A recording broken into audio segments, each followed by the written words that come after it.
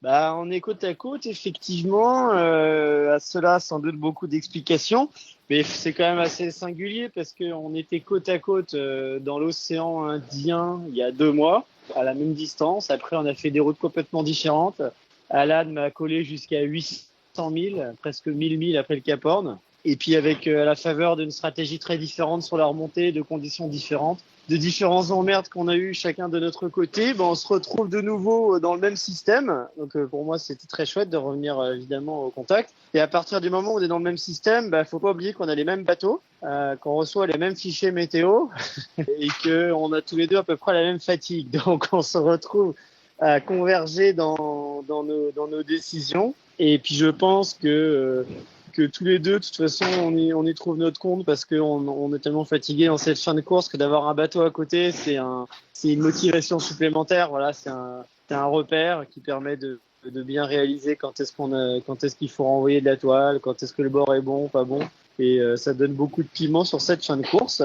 Et voilà, donc on discute beaucoup. De toute façon, depuis que on a nos bateaux respectifs, on passe notre temps dans les courses à se retrouver comme ça. Sur la route du Rhum 2018, on était le plus petit écart entre les deux bateaux de cette édition et quasiment de l'histoire de la course. Je crois qu'on était à 45 secondes, un truc comme ça. Donc voilà, c'est un peu récurrent. C'est un peu récurrent avec lui. Et puis bah là, c'était intéressant parce qu'il y avait il y a Kali qui était pas très loin, puis qui a creusé, qui a attaqué au niveau des Açores et nous on pouvait pas suivre avec Alan avec nos ennuis, lui de qui, moi de gréement. Il a créé un décalage, mais du coup on n'est pas sur les mêmes options.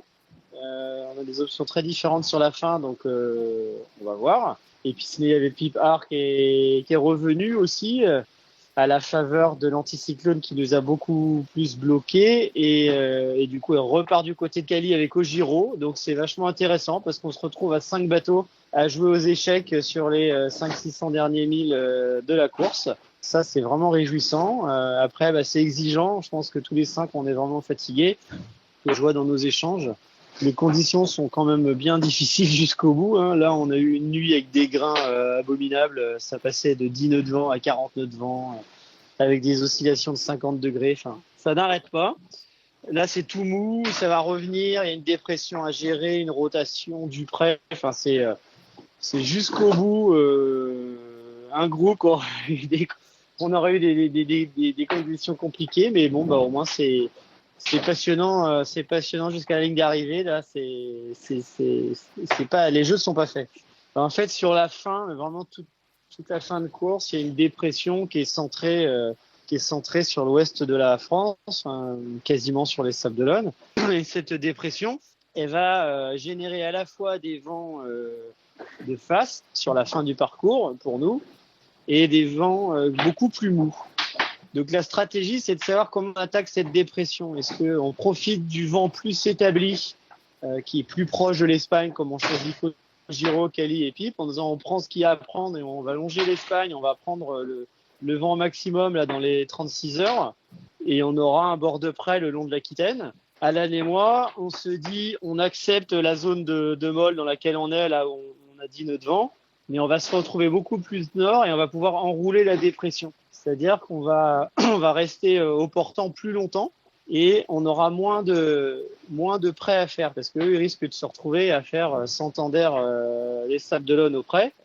Nous, si tout va bien, ben, on va se retrouver à 100 000 de l'arrivée avec des bords à tirer. Donc, c'est pas évident. Suivant les différents modèles de prévision européens ou américains, ça donne pas la même chose. Les différents logiciels de routage ne donnent pas non plus la même chose.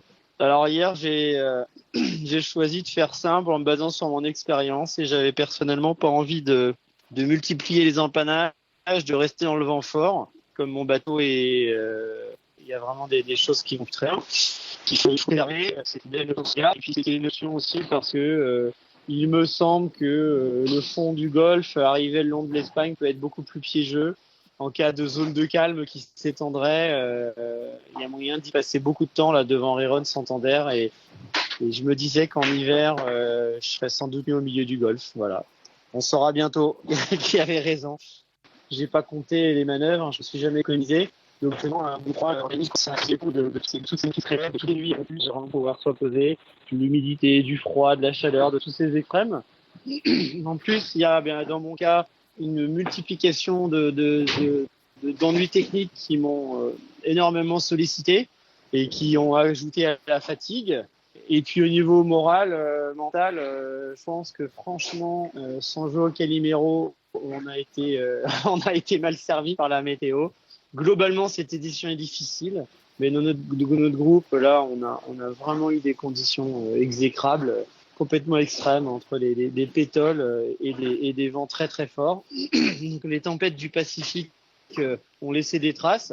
Et puis la pétole, j'ai calculé là que sur mon Vendée Globe, j'ai passé 8 jours en cumulé avec moins de 5 nœuds de vent.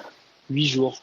Donc c'est quand même considérable, sachant que quand on est sans vent, au niveau mental, c'est horrible, c'est une torture, et au niveau physique aussi, puisque pour s'extirper de là, il faut le radar qui voit Alan qui s'approche.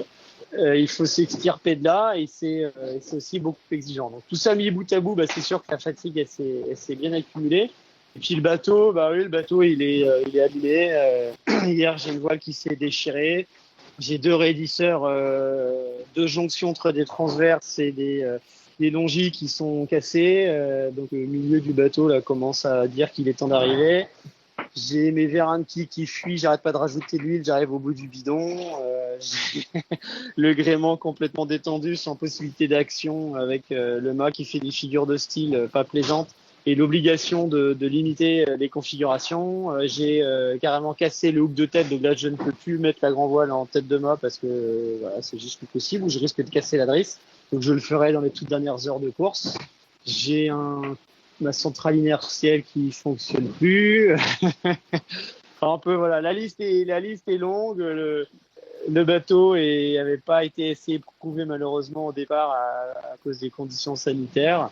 J'ai tenu le coup en réparant sans arrêt, mais je sens que j'arrive un peu au bout de l'exercice aussi. Le bateau là, il dit stop, ramène-moi et on verra la suite dans une prochaine course. Déjà, il y a le rêve ancré profondément au fond de moi depuis l'âge de 15 ans, donc ça fait bientôt 30 ans que je veux faire ce tour du monde. Donc quand c'est le projet d'une vie, forcément, il y a une énergie énorme et qui fait déplacer des montagnes. Et ensuite, pour moi, il y a eu 2 fois des déclics sur cette course énormes. La première fois, c'était au passage des Açores à l'aller où j'ai eu un blackout total de mes 2 pilotes. J'avais plus de pilote automatique pendant. Alors c'était pas un ennui très grave, heureusement, mais j'ai mis 1 heure à comprendre. Et pendant 1 heure, j'avais plus de pilote, le bateau en vrac, sous Gennaker, enfin l'horreur, et évidemment le spectre de l'abandon à un moment plane en se disant si j'ai pas de pilote, je pourrais pas y arriver. Et l'histoire de l'abandon m'était absolument insupportable. Et ça s'est reproduit avec mes problèmes de grand voile quand tout le système de hook a éclaté et que le chariot, etc. Enfin que je pouvais plus du tout me servir de ma grand voile. Et là, pareil, la perspective d'un arrêt, d'un abandon m'était également complètement insupportable. Et du coup, c'est voilà, ça, c'est 2 déclics entre guillemets, c'est de conscience que plus que tout, plus que le classement, plus que la fatigue, plus que tout ce qu'on peut imaginer comme autre paramètre. Je veux finir cette course et je la finirai. Et ça donne évidemment une énergie considérable.